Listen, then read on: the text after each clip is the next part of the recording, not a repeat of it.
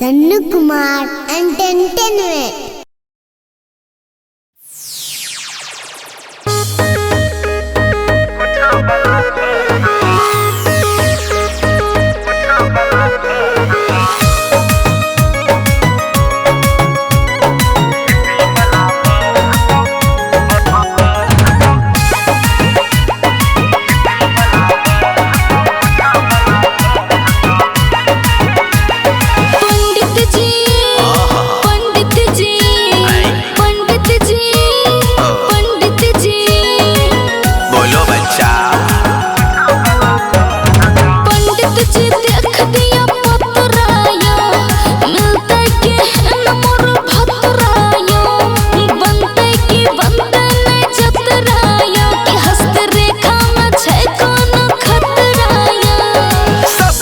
प्यार है तो ननद मैडियार है तो काम ने सहार है तो भाई में आसगार है तो हिप्पी वाला बर है तो कोठा वाला घर है तो हिप्पी वाला बर है तो कोठा वाला घर है तो पड़ोसिया पड़ोसिया में दुई गो देवर है तो हिप्पी वाला बर है तो कोठा वाला घर है तो जय हो पंडित बाबा की जय हो।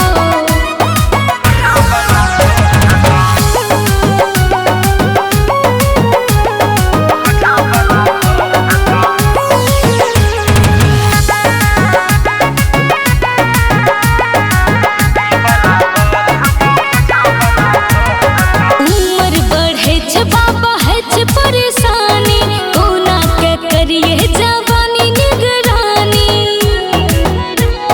पंडित जी पंडित जी पंडित जी यो पंडित जी उम्र बढ़े छ बाबा है छ परेशानी कोना के करिए जवानी निगरानी चढ़ते फागुन लग जे तो लगन सैया संगे रह छड़ी हरदम हरदम मगन है तेरी फिर मान है तो है तेरी बड़धान है तो जखन तखन है तो है तेरी पसान है तो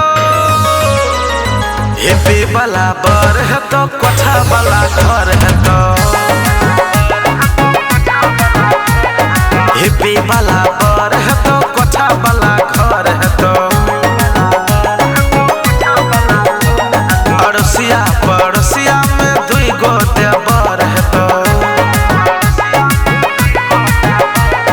हिप्पी वाला बर है तो कोठा वाला घर है तो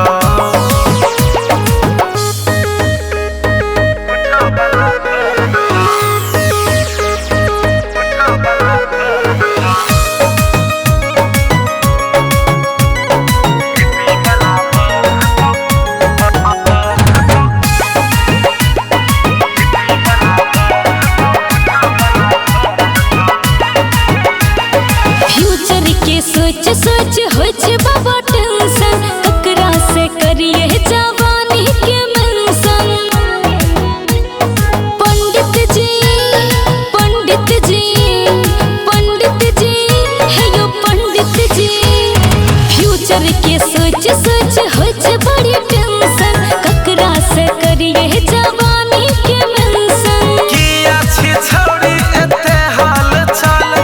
सैया संगे रह छोड़ी हरदम सटल है तेरी नैलॉन है तो है तेरी आईफोन है तो दिल के नियार है तो हस्बैंड माय डियर है तो हिप्पी वाला बर है तो कोठा वाला घर है तो